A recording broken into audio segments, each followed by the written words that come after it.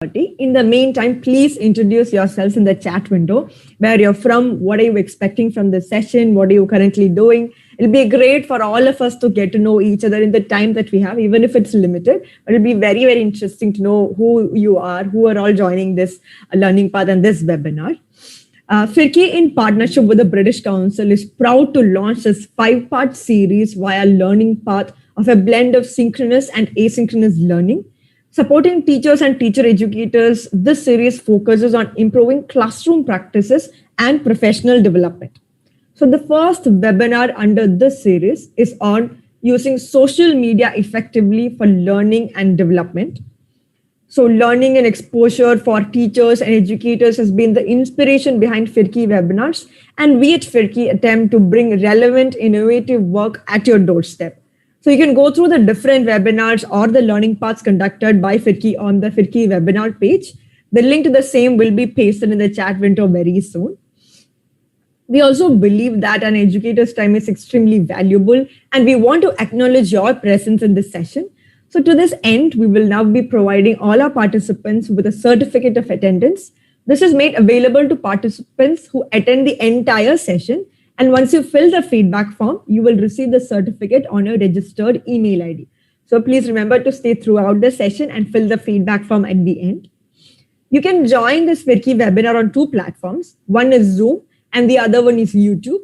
The YouTube live link will also be pasted shortly in the chat window. So now I'll take you through some of the features on Zoom that you can use to have an engaging and productive session. So first one, you can see on the bottom left side, the mic button. If you are not speaking, we encourage you to keep it on mute so that there is no disturbance to the speaker and you can hear the speaker very clearly. And if you want to say something, definitely unmute and share your thoughts. Also, next to the mute button, we also have the video button. So keep the video off throughout this one. Also, just understanding the bandwidth. So maybe there might be a little bit stress in the bandwidth. So we're recommending to keep your videos also off. Also, if you want to ask any questions, you want to share your opinion, any thoughts, use the chat window for that. That'll be a great space to interact with each other, understand what each other is saying, and also just post any questions or doubts that you have. So I'll be also curating all the questions that you ask, and I'll be asking all of them at the end of this session with the speaker. And with the time that we have, we'll be trying to answer as many questions as we can.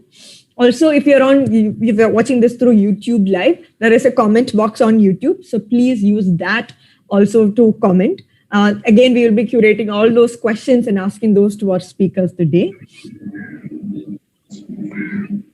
After the webinar, it'll be great if you can talk to the people around you and what you learned, because learning new things, especially online, might be a little challenging. But then when we speak to someone else, when we share what we are thinking or what we take away from the session, that's when our learning becomes very strong and very deep. Hence, please make sure that you speak to your colleagues or anybody around you just about what you learned from this webinar. Also, please practice what you learned from this webinar at your workplace.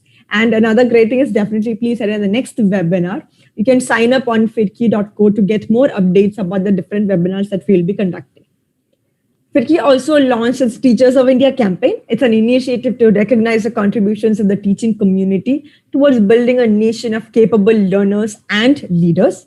So if you are a teacher, we would really like to celebrate you. So please send in your story on the link visible on the screen. It'll also be shared on the chat box. It'll be great to hear all the stories of teachers that we have here.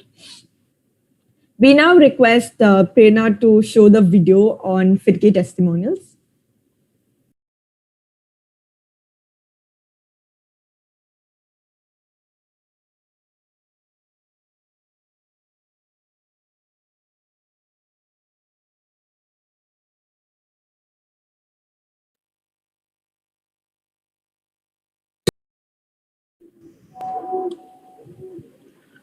Thank you so much, Prerna, for that. Hello, everyone. Welcome to Firki's webinar on using social media effectively for learning and development with the British Council.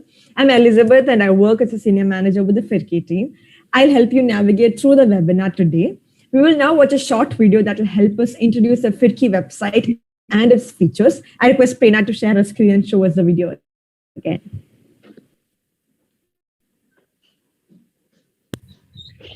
The Firki website offers a diverse set of content for teachers to support them in their professional development as well as in their classrooms, and is free of charge and easy to use. In order to access the portal, type firki.co and you will be directed to the Firki website. To register on the Firki, fill in a brief registration and sign in through your Google account. You have to use your email ID in order to create an account on our website. This account is again free to create and use. Once you create your account and log in with your credentials, you will be directed to the dashboard. The dashboard would have notifications related to your profile, course progress, time spent, and your Firki discussion groups. To access different pedagogical courses, you can click on the courses link on the top left of the screen.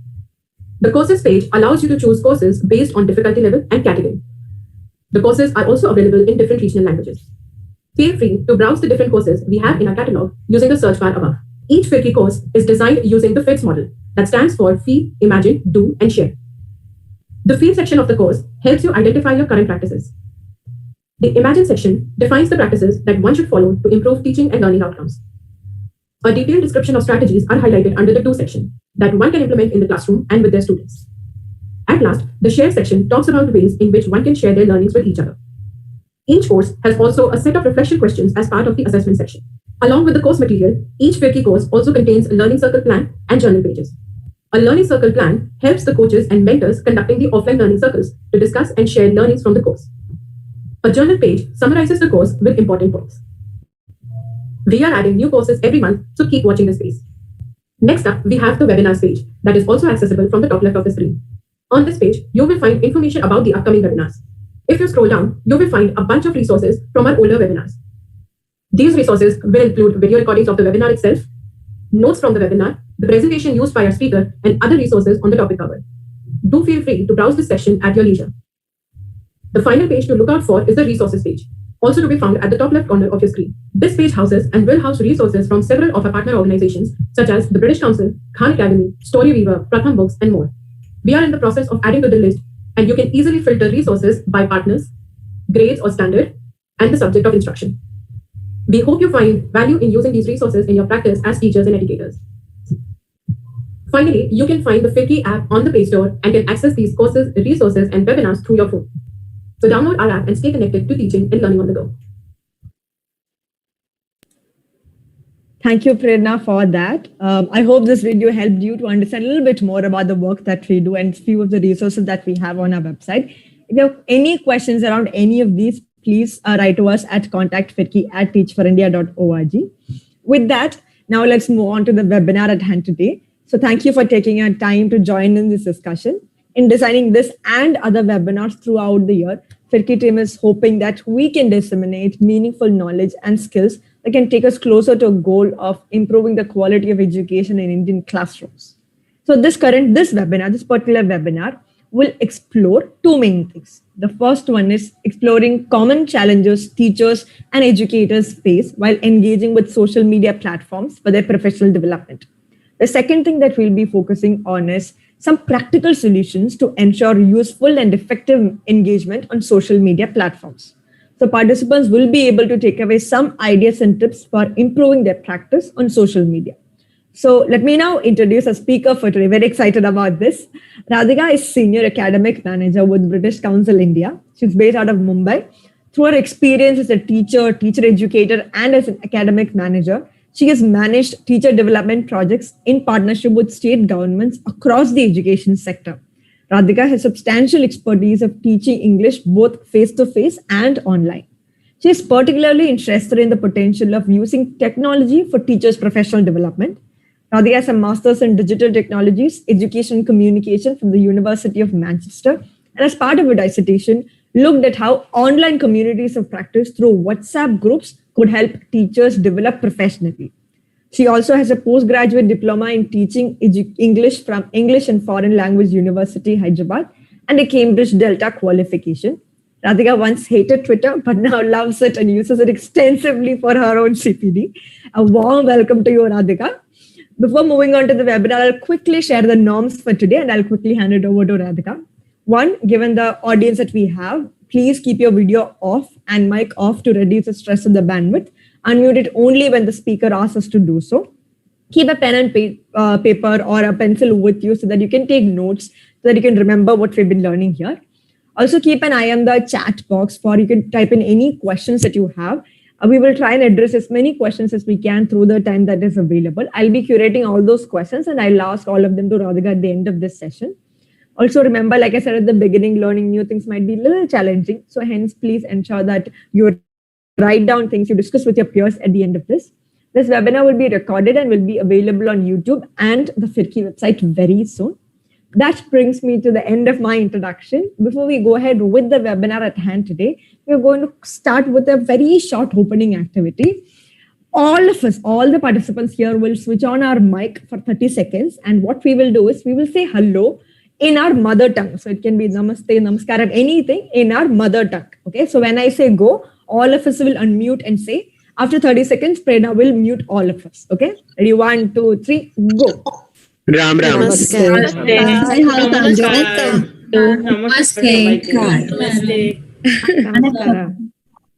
Namaste.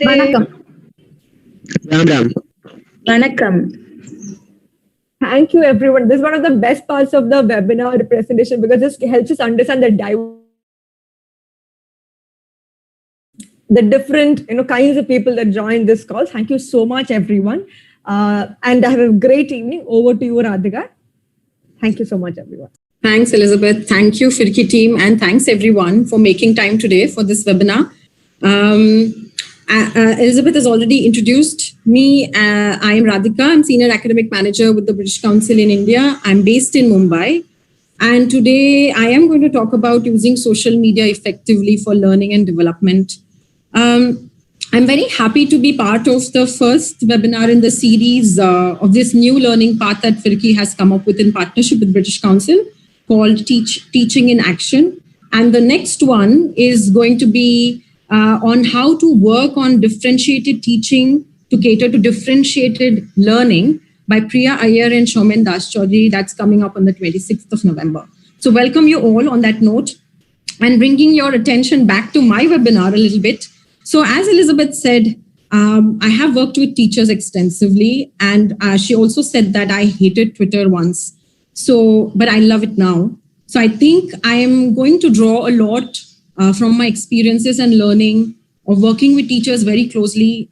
Quite recently, my work has largely been working with teachers to train or support them to use social media platforms or digital learning platforms better for their own professional development. So that's the experience I'm going to draw from today.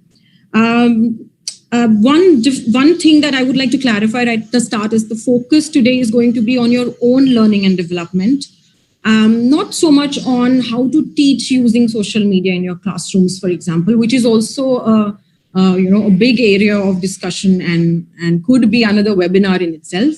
But I will try to share some resources with you at the end that could help you with that. Lastly, I also wanted to say that I myself reached out to my Twitter network to prepare for this webinar. So I wanted to thank all the teachers who helped me and answered some questions, including some of you who answered the pre-webinar survey for me. It helped me tremendously to put together this webinar, and I hope it's most relevant for you. So moving on, I'm going to start with outcomes. What are we going to achieve today in the next 45 minutes if I have all the time? So by the end of this workshop, you'll be better able to select appropriate social media platforms for your learning and development. Use some practical tips so that your engagement is better on these platforms, and largely engage safely on these platforms. So these themes have largely also emerged from your own your responses in the survey questionnaire, and I've tried to capture as many themes as possible. So what's going to happen overall in this webinar today? We are going to look at different social media platforms you could explore for your own use. Choosing the right platform, of course, that's the big question. I'm going to try to give you a decision matrix, a set of things that you could think about before deciding on a platform. Safety.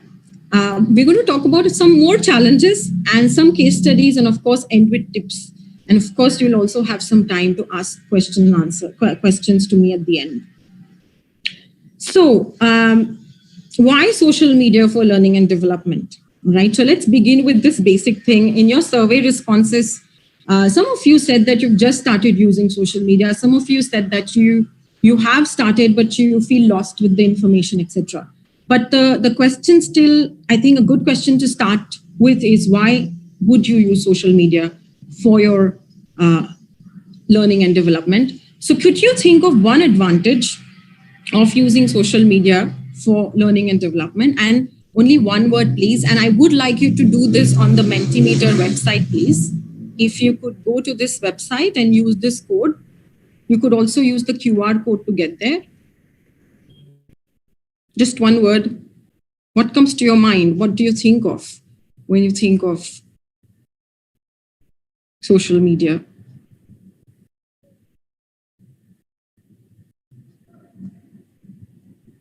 I'm just going to keep this slide for a couple of seconds and then move to the Mentimeter website to see what your responses are like.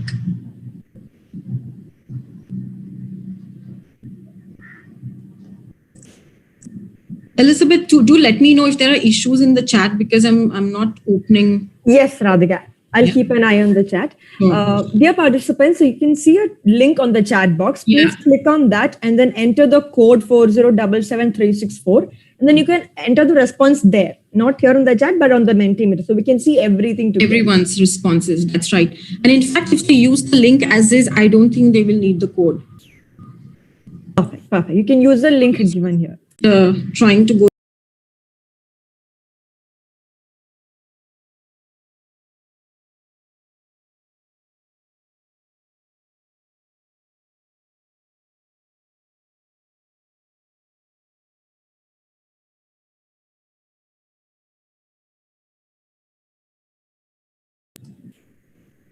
So that's the range of response. Okay, very easy.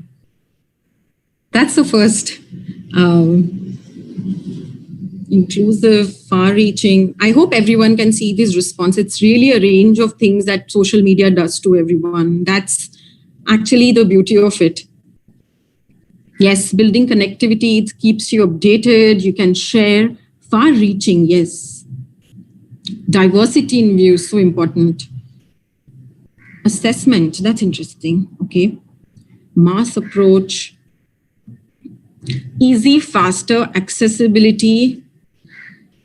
Collaboration, very key, big words, yes, very important. Resources and wild platforms. Communities of practice, absolutely.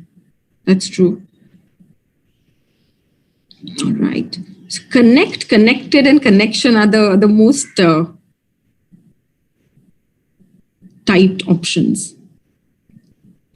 All right.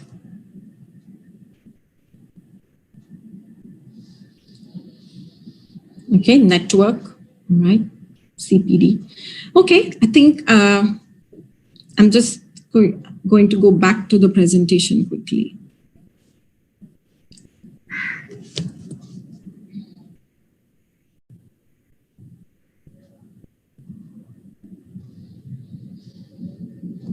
Okay, so yes, thanks a lot for that. You yourself saw the range of responses that came through.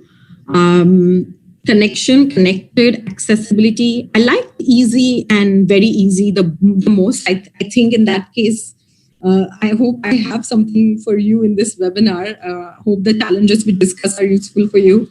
But very important points. The best thing I like about social media is the fact that you can reach anybody practically today to connect with. So if you like an actor, you can tweet to the actor.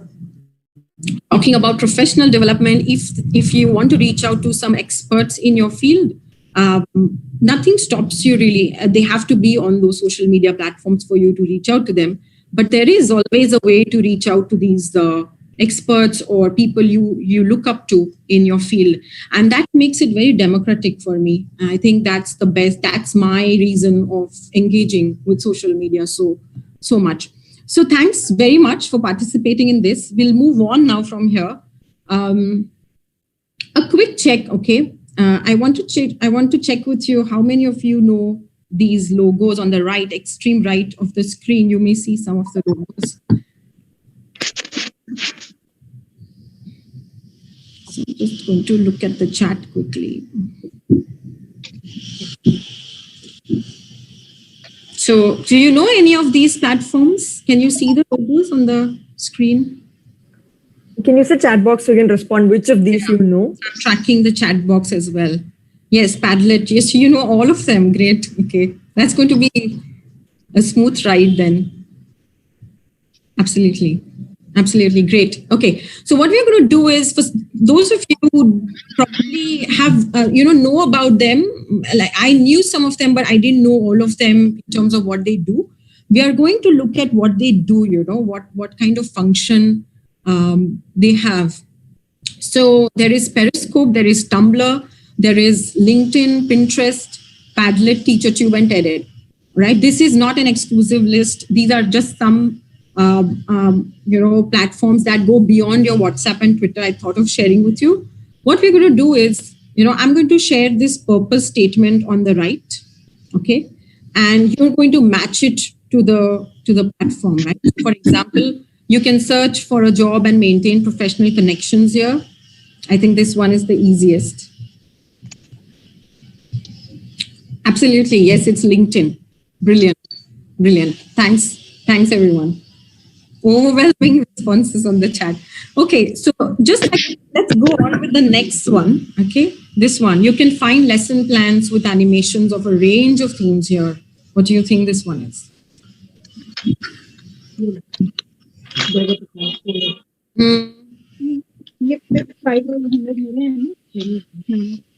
could be TeacherTube. It's debatable, but this one specifically has.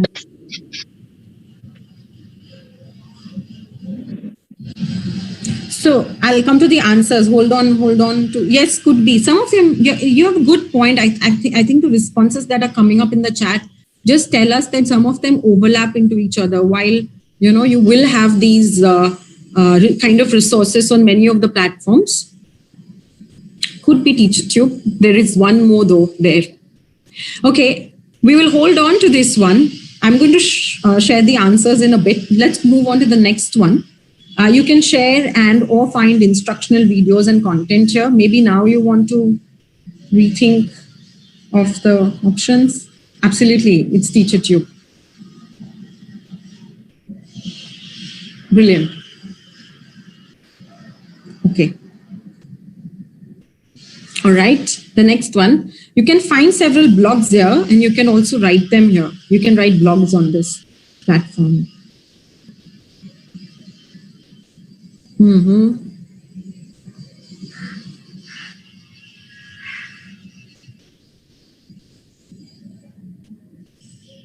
Yeah, Tumblr could be the one. Right.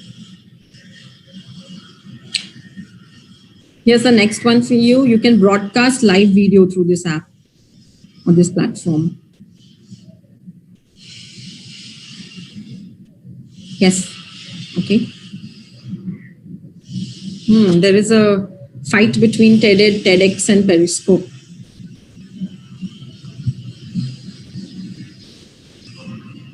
Okay, all right. Let's see we will soon see the answers, but I'm not giving them away right away. This one, all information is in the form of pinned information. This is, I think, there is a giveaway there. Pinterest, absolutely. Okay. And the last one, I'm not sure if you can see this one because of this tab. This one is almost like an online notice board. Yes, it's Padlet. Okay. I'm going to close the chat. All right. So the answers for you are here.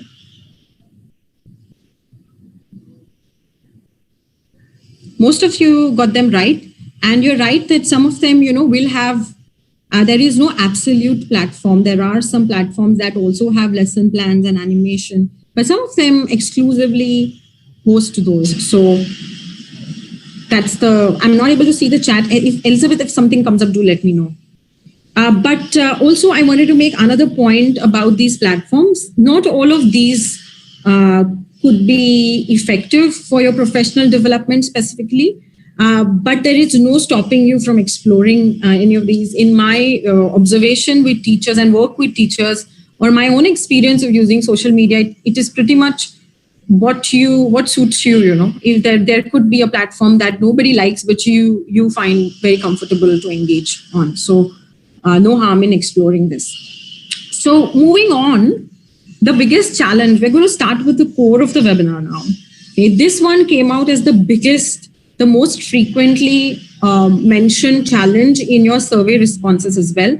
Choosing the right platform. How do you choose the right platform for your learning needs? Could you give it a thought quickly and type in the chat? How do you choose? Currently, what are the things that you think about while choosing your platform?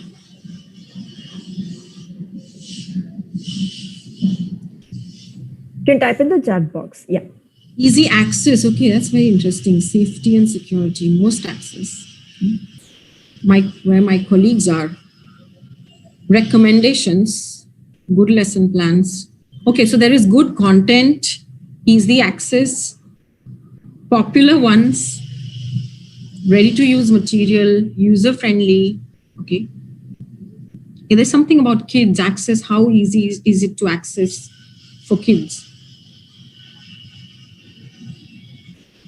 This is very interesting. Yes. Very interesting criteria coming up. Something I have learned today. I'm going to make a note of all these points. All right. Okay, let's pause the discussion there, but you can keep your answers coming in. What I'm going to share with you is 3 basic criteria. All right. Like a decision matrix. We are going to work through some of the criteria and find out what the best platform for us could be. So, of course, the criteria you've mentioned in the chat box are very, very important. How good the content is, how easy is it for me to access, how credible is this content, are my colleagues there, etc. Of course.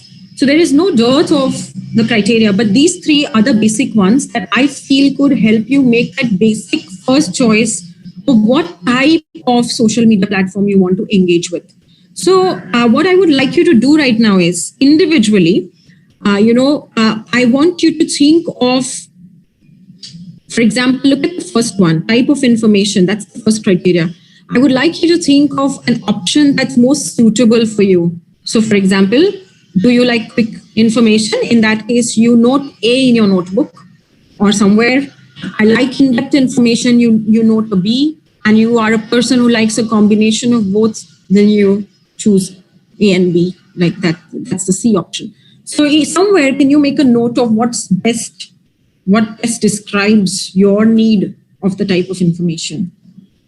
You don't have to put it in the chat. You can just keep it to yourself, but just make a note of it.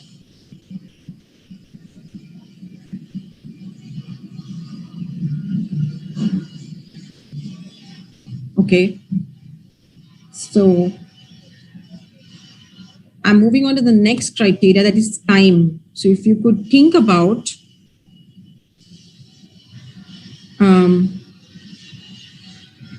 how much time do you like spending on social media?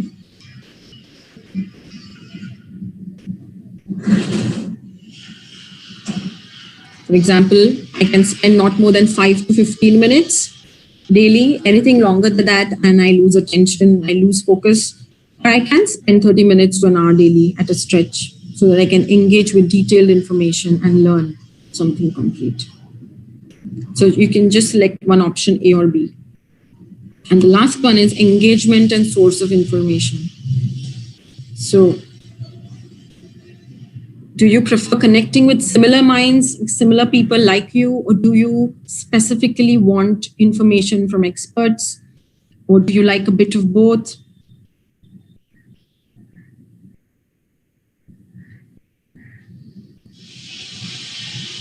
So if you've completed this exercise, you should have one option for type of information, one for time, and one for engagement and source of information. If you've made those notes, we can move forward. I'm just going to quickly check the chat. Oh, okay, you're typing your options, but please remember what your options are as well. Yeah.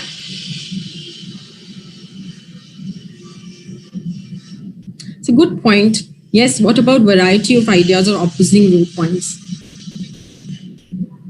So when I say similar minds, Aarti, it is more about, you want to connect with similar people like teachers, but they may have opposing views or they may have different views.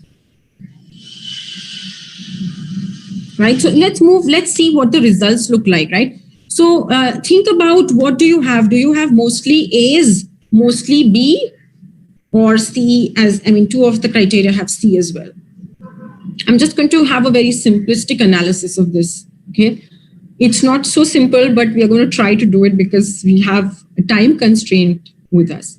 So if your answers were mostly A's, right, you seem to be a person who likes quick interaction, bite-sized information, quick information. You probably want something on the go, and you want to just dip in and dip out of information, probably, which is fine. There's nothing wrong with it. In which case, maybe you could engage more on platforms such as Instagram, Twitter, Facebook, WhatsApp, and Pinterest. But if your responses were mostly B's, then you seem like a person who likes in-depth engagement, who likes to spend a longer time on social media and learn in detail, have more information about one thing, but a lot of it may be enough for you to learn something concretely. In which case, you seem to be like a person who would like an online course and a following discussion, something on Future Learn, Coursera, Tumblr, WordPress, reading blogs, or even watching long videos. So videos can kind of fall into both categories. Now, there is no right or wrong here. This is really a basic metrics, and the criteria you outlined, of course, to add to that criteria, there could also be how safe do you feel on that platform? Are you a kind of a person who likes to produce content, or do you like to consume content more? That is, receive information or also give out information. So depending on these points, you may choose your platform. Having said that, it's not all, for me personally, I choose one of each to maintain a balance, because there are pros and cons for each of them. But there is, again, it's each to his own. You like quick information, go for these platforms. This choice is very important for you to make, and it shouldn't stop you from exploring other platforms, but it's a good starting point for those who haven't started engaging or have just started engaging, right? So just moving on quickly to the second biggest issue, that is how to be safe on social media platforms. These were the two themes that came out very strongly again in your survey questionnaires. So how to be safe? Okay, can you think about this maintaining online identity and presence? Can you put some thoughts in the chat what this could mean? Oh, you're still at the options. I'm sorry, I can't see the chat always simultaneously. You have CBC. Yeah, that they've already sent in the chat box when you were discussing. Okay. So if you could think about what maintaining online identity and presence could mean, if you could give some thoughts on the chat in the chat box.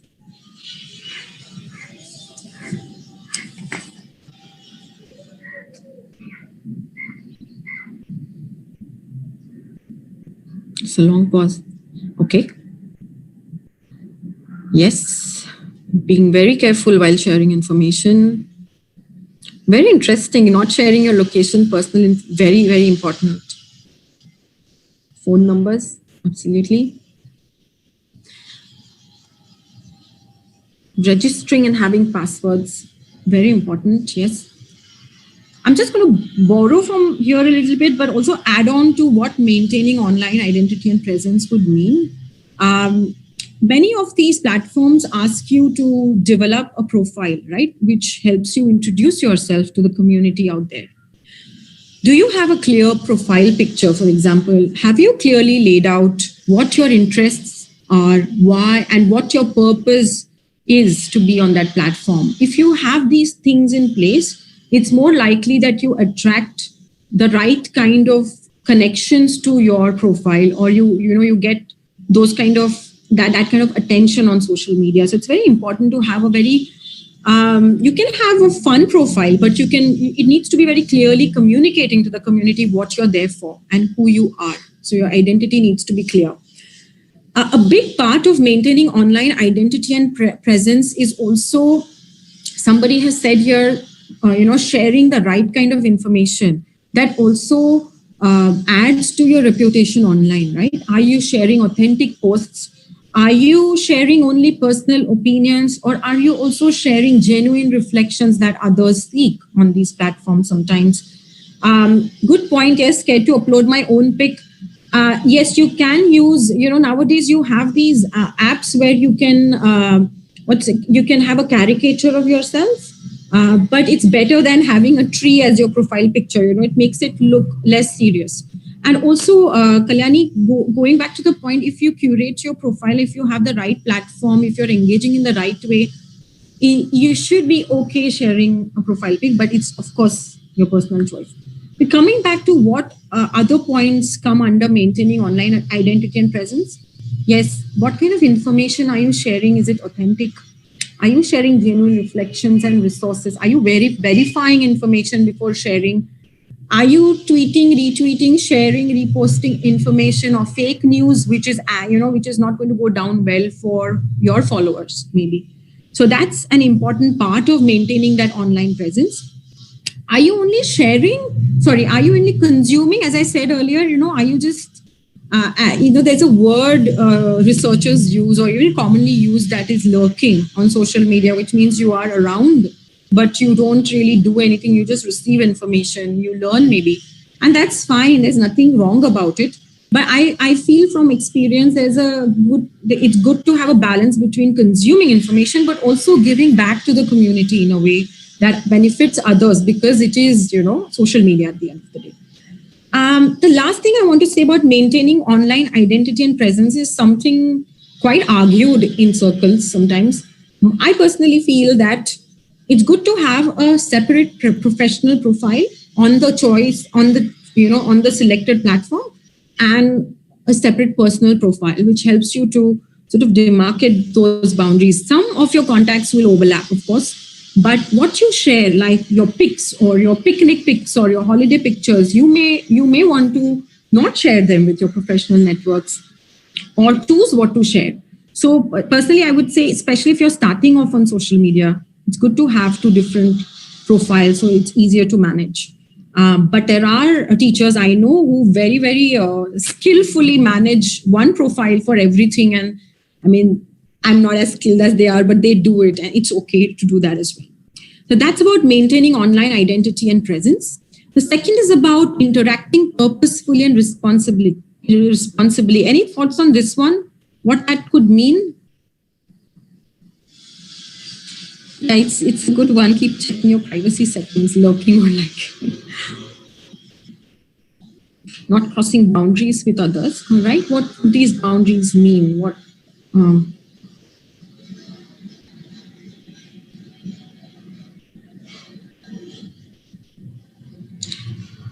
Okay, while I'm waiting for your responses, yes, citing sources correctly, all of that ties into this. But also, sometimes we tend to overwhelm these platforms with messages, retweets, sharing of information, just to be active on the platform. But sometimes if you're on the receiving end, you may feel very overwhelmed with the kind of messages that are going on, that are coming from your profile. So you may want to think very carefully about why you're sharing and why is it important for you to share. Maybe filter some of the messages that you want to share. And by responsibly, we mean, of course, we don't want to be bullied, or we don't want to be trolled for something. We don't want somebody to be impolite to us, and that applies to our behavior online as well. Managing trolls and bullies, it's straightforward.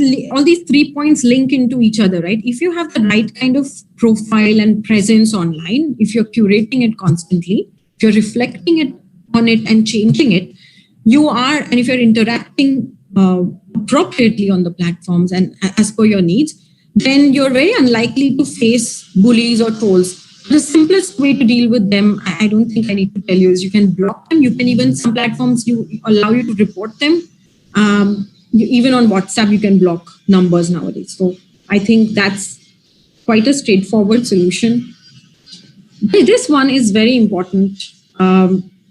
Yes, don't get into personal arguments online. True. Curating your network is very important, and all these 3 points help you. You have to treat your profiles online, presence online, as ever evolving. You have to revisit, reflect, and think what changes do you want to make so that the right kind of information comes to you, and that requires ongoing efforts. And all these points are going to help you do that, right?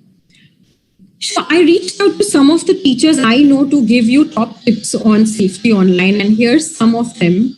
This is from Kaustubh Sheikh, who's a teacher. They say, I have this weird line on the screen, which I did not do, but it's okay. Join a teacher organization. It will help you identify potential educators to follow and also to build your personal learning network. I really like this tip because especially if you're starting out on social media, it's always good to join an authentic, reputed organization, maybe, and then you are led to the right people to follow or to listen to or to go to webinars eventually. So that kind of helps you to filter the kind of contacts you want to get in touch with. Don't think twice to unfollow someone. If you think the profile is not relevant to you, unfollow. It will help you keep your timeline specific. I think, yes, we have to be careful with this one. I mean, of course, it's true if there are, especially if you suspect somebody to be a troll or a bully, you should unfollow, block, whatever is required to be done. But there are some other, peers sometimes who may not be relevant to your interest. And I think it's okay to unfollow, and you can even if you know them personally, you can manage that relationship. But it's okay to curate your feed. That's, I think, the core of what Tausif is saying. We have Suyog Dikshit, also a teacher again, who has given 2 very crisp tips for us. And something I think somebody posted, Aarti posted on the chat. Don't post political views and block cyberbullies. I think this one is a tricky one. Again, you may want to post your views because there's freedom of speech. But if you're especially engaging on social media for your professional development, better to not get into controversial areas which may color people's perception of you and hinder your own pathways to progress professionally. And that is why I will link this back to what I said, that you could have a personal profile where you could share your views. Having said that, nowadays, there is very little chance that your personal views sharing personal views on your personal profiles will not affect your professional profiles. It will affect, most likely, but you'll still have a platform to share. The second one is don't accept friend requests from unknown people. This one is very obvious. We tell this to our kids, to everyone, don't talk to strangers. But what I have noticed working with teachers is this word unknown is very different to different people. Some of us meet somebody once and we are okay to accept their request. Some of us do a lot of research about them to find out if they are worth adding to our network. Is it going to be beneficial? Some of us just add people, go on adding people. I think it's up to your comfort level, but it's not so safe, obviously, to add people you don't know. There are these tips from me that I thought about. To summarize, there are these, I'm just going to close this. Okay, so we have tried to keep your personal and professional profiles separate. Good to have a clear profile picture and specific description of your interests helps to not attract irrelevant connections. The most important one, verify information before you tweet, retweet, share, or like or post. It's very important. Okay, so some of the other challenges that you mentioned in your survey, focus and time management, yes. Information overload, a lot of it coming from all directions. Addiction of a sort. I remember one response in the survey that said that I cannot stop looking at the phone, or I have to keep checking what's next. It's not a clinical addiction, but it's sort of like you are glued to the phone. But this one is the most important for me, the social media trap, as I call it. The likes, views, and subscribers, right? that's the nature of social media engagement. So if you understand how social media works, that people will only communicate with you through likes, through posts, through retweets, views, and subscribes, it can be a little daunting sometimes to accept if your post is not liked enough or your thought is not retweeted. And that can cause a lot of mental unrest sometimes to people. So that is something I think we need to acknowledge, that there is a world beyond this. And it is at the end of the day social media, and understand its limitations. And this is not going to define your participation or your views online.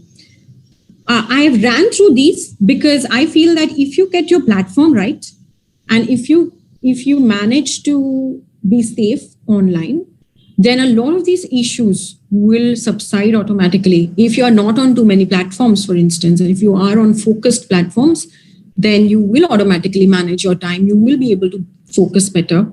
You will be able to manage information that's coming from all directions. And well, addiction, I mean, to put it mildly, if you're glued to your phone, that's something you'll have to work on. But I have a very obvious tip a little later for that. We are going to move to this because I think this is very interesting. Help these teachers. I have 2 case studies with me. I'm going to share them with you. I would like you to identify one thing that they are doing right and one thing they are not doing right, so they need to work on. Okay. So yeah, one second. I'm going to open the chat again. So read the story and think about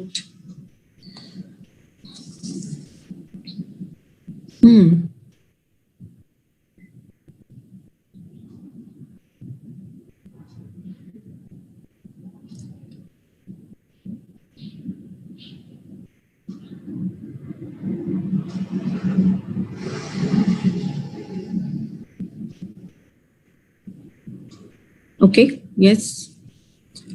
Any ideas on how to check these facts?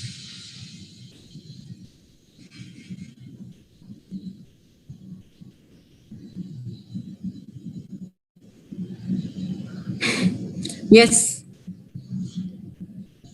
Experimenting is fine. You should try different platforms. When I say should, it's again up to you, but it's good to try different platforms because they do keep popping up, but you're free not to. Okay. Fact checking has come up very strongly, but what would you do to skim, scan, fact check? Yes, fact checking websites, right? Authenticity, absolutely. So some of the very good responses coming out. I think some of the key things that you could look at when checking facts is, who is the author's profile clear? Do they have a name? Do they have a face? Do they have any credentials? Do they belong to some reputed organization? What kind of information are they sharing? Is it an opinion? Is it a fact? Is it propaganda, for example? And besides fact-checking websites, and these are some of the things that you could quickly check and see if the information is authentic.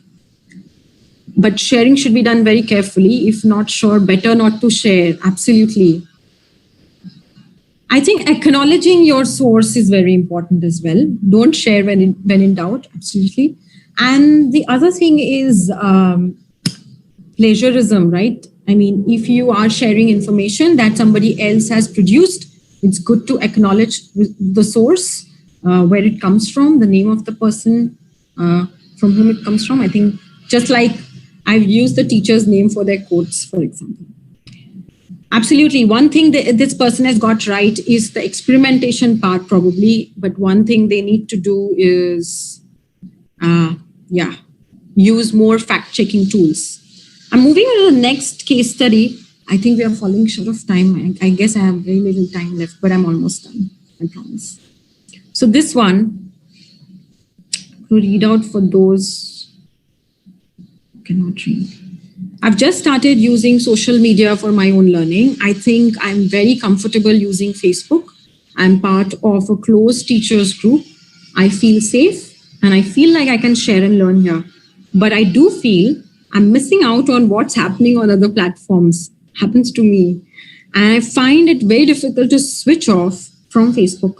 I find myself constantly checking for new messages and likes for my posts. Okay, let's see.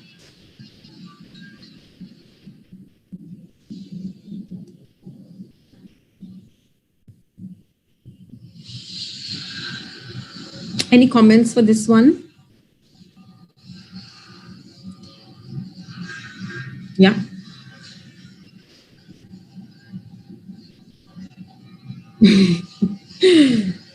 I like the way it's succinctly put. Usefulness, good. Addiction, bad.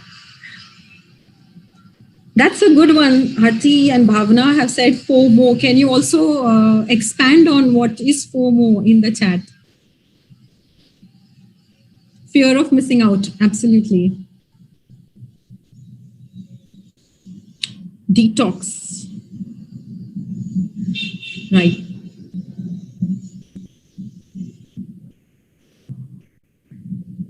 Okay.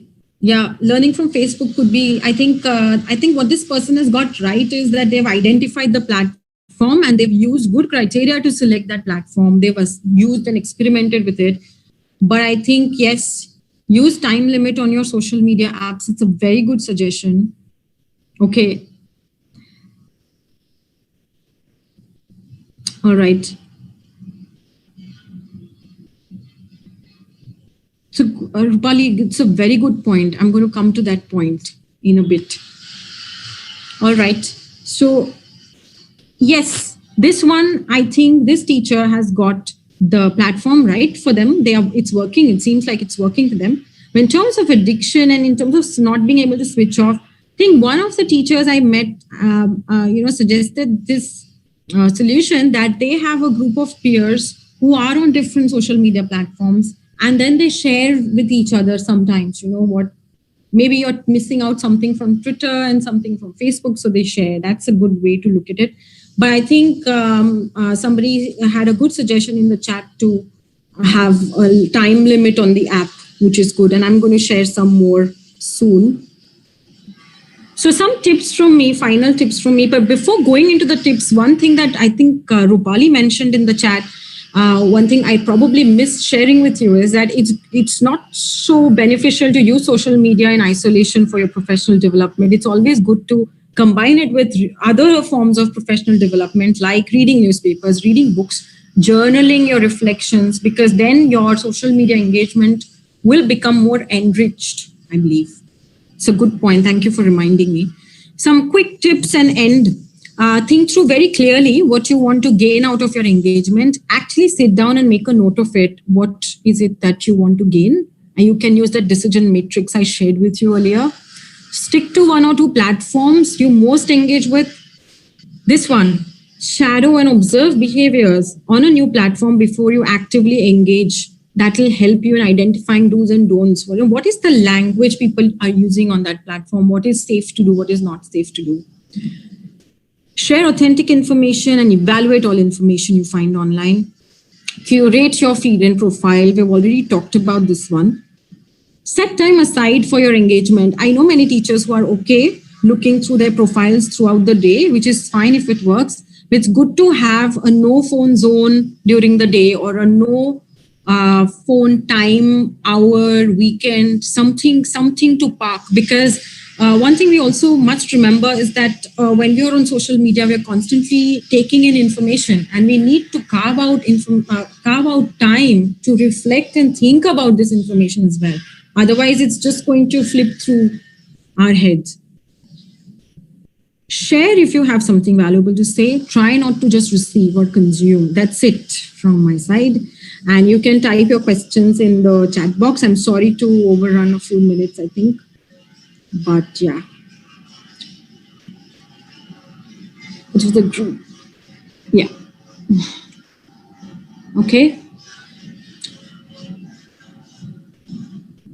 Yes, these are very good ideas and very good ways of using other technology platforms to organize your ideas. Bookmarking your posts, blogs, tweets, save your tweets, maintaining a book or an Excel sheet with relevant ideas. one of the platforms we talked about, Padlet. I think even Pinterest would allow you to organize some of your information bites very well. Please give social media for lesson plan. Actually, there is something you could find on Google. If you Google this, you will find something. I think there is something from the British Council online, a social media lesson plan. Elizabeth, do you have questions for me? Yeah, Radhika, so we're just waiting for the participants also enter in chat. We are also monitoring the YouTube chat. Dear Sure. participants, both Zoom and YouTube, please enter any questions you have in the chat box. We can answer those questions in the next 10 minutes. Okay, I'm just going to go back to the tips slide. Requested. Sorry if I ran through it.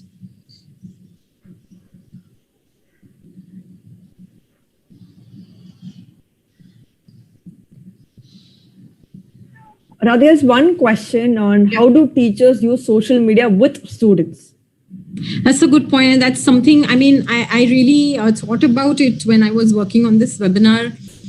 Most of it really makes for another webinar, to be honest. But I'm going to share some resources at the end there that they could use. They will find information in there to use social media with their students. But having said that, some of the principles that we talked about, some of the criteria and tips that we talked about clearly apply to students as well. I mean, if we are using social media with students, as teachers, we will have to ensure that our children are protected. So first thing I would do is to have, an online digital safety, digital child protection policy seek that policy from the school or institution that we work with. Get their profiles right. Some of the safety tips that were given were pretty much there. I think one thing that has worked with learners, if you want to bring them on social media, is having closed, using platforms that have closed, that give you the possibility of using closed groups, such as Facebook, where you can protect your children and still do. But there are other platforms, not to stop you from anything. There are just a few more questions. Sure. How to select only relevant information from too much information on social media? So there'll be a lot, but how do you select it? It's a good point. I think I'll go back to what I said that, there could be a few reasons why you're getting too much information. I think the first question we should be asking is, why am I getting so much information? If you are on too many platforms, then you are likely to get too much information. Even newsletters, that we subscribe to, you may want to take a pause and think, what newsletter is the most relevant for me? What is it that, I use the most, and actually unsubscribe from the rest? I think that itself is a big step in cutting down on all the information that comes to you. About really selecting information, I would really suggest this to everyone, that the kind of matrix we tried using, to select the platform, it'll be good if you reflect on what are the important things for you. What kind of information are you looking for? Outline certain criteria and use that to select, because otherwise, any criteria I give, of course, it's got to be authentic. It's got to be, acknowledged properly. It's got to be coming from the right sources. But apart from that, it's got to be addressing your needs. So it's very important for you to define that criteria, in my opinion. Makes sense. There's another question from Radhika. But so would it be ideal to set aside separate blocks of time for curating a profile and just receiving or reading an info? Separate time for both. Yeah, that's a very good suggestion. Actually, you could, Radhika, my namesake, could add this in the tips list.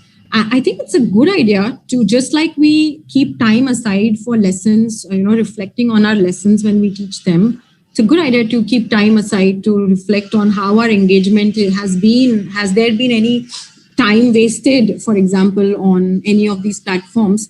But, another thing that sometimes prods me to think about it, sometimes when I'm looking through my Twitter feed and I find some, outlying element, or some message that suddenly pops out on my Facebook or Twitter feed that is not me, that is something I wouldn't subscribe to, I take that moment to curate it right there and then. Why is it happening? Am I following somebody who is, showing these messages? So that's another way.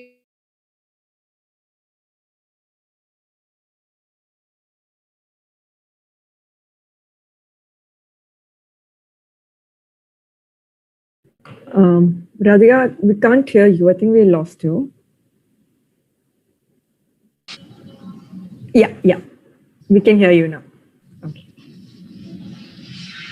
Can you hear me? Yeah, I can hear you, Elizabeth. Perfect. Okay. Yeah, there are a few more questions. Is there any social media platform you would recommend for evaluation? For evaluating, did you say? Yeah, evaluation. So I'm guessing it might be assessments or anything, but it's also I think from YouTube chat also like specific on evaluation. I think they could use something like Edmodo. Personally, I haven't used it a lot, but I do hear from others that there is a possibility of having quizzes and surveys and questionnaires on there. In fact, something like Mentimeter could also be used. Something we use today could also be used for that. But I think what's most important is to keep your students' identities very safe and keep them safe on these platforms. I think these should be safe to use. Okay, makes sense. How can parents and teachers use social media or regulate it for children? How do we do that? Oh my God. That's a very big question. Again, asks for another webinar. How could they limit? I don't have much experience in that area, but I think what works for everyone is what I have noticed with my niece and, personally around kids around me is that they exactly, this, I think I don't have to say this, but they mirror their parents. Sometimes I've seen many of my, contacts, they are using social media a lot themselves on the phones, but they want to have these slots and times and, no phone zones for their kids, which doesn't work because they're too smart. And I think it's again, not my area of expertise, but I think what would work is having it as following it as a full family. If you follow it as a norm in the family that, okay, we are not going to bring phones to the dinner table is the most common one, I think. Makes sense. So just one more question and then close out. How much time do you spend on social media and what else do you do to keep updated other than using social media? Well, how can we keep ourselves updated? Right. I think I'm in extremes. I only use Twitter mostly. I am a very sort of a quick information, bite-sized information kind of a person. But what I do is that if there is something that appears on my feed that leads me to a blog or a journal article, then I pursue it. But I select what I want to read through Twitter. So my main sort of source of information is Twitter. But on the other hand, I do a lot of research myself. So I do, as you heard from Elizabeth at the beginning, I do constantly investigate how teachers use social media platforms, especially WhatsApp. And one of my dissertations is focused on that. So another form of professional development is completely, pen and paper reading kind of a professional development for me. And I work with that kind of extreme approach, but may not work for everyone. Thank you so much, Radhika, for that. It was just a very, very wonderful, informative, I think, to the point session. So it's not just going here and there. I think everything was to the point and a lot of things to take away. I request you also to quickly share your thoughts on this webinar today. How was it? And what are your top of mind thoughts? I think we had a lovely, participation on the chat. I mean, I was tempted to look into the chat constantly. It is just very relevant thoughts coming out. And I can see that, at least I felt that participants were thinking as we moved along in the webinar. And I really hope that it helped most of you, at least, in curating and hopefully it'll make your engagement better in the future. But kudos to the participants and kudos to the Firki team for managing it so well. And my colleagues and everyone who supported me in doing this webinar. I want to give a shout out quickly to all the teachers. As I said, on my Twitter network who helped me respond to all the questions I was asking them while shaping this webinar up. So thanks to them also. Overall, I enjoyed this webinar. Thank you very much. Thank you so much. Like you said, I think we had a wonderful set of participants sharing their opinion. I think there are lots of learning also from the chat box. Just saving the chat box is a big learning experience also for us. Thank you so much, dear participants too. Our next webinar as part of the Learning Path Teaching in Action is scheduled to take place on November 26th on how to work on differentiated teaching to cater to differentiated learning. So please do look out for Firki emails in your inbox for more information on the upcoming webinar. Also, before you leave, please take some time to give us feedback on this learning experience. This will definitely help us improve and make our next webinars better, also add much more resources for you. Also, once you fill this feedback form, you will get a certificate in that registered email ID automatically. So please ensure to fill this feedback form. To reach out to Radhika for any questions you have, please write to teachenglish.india@britishcouncil.org or please follow at Teach India on Twitter and at Teach English in India on Facebook for more updates. This will all be pasted on the chat box. Also, please follow like Firki portal on Insta, Facebook, LinkedIn, and Twitter to understand more about the work or the other updates that you want to get. Thank you, everyone. Thank you so much, Radhika. Have a great evening, everyone. Thank you so much, everyone, and happy Diwali to everyone. Happy Diwali. Thank you. Bye-bye.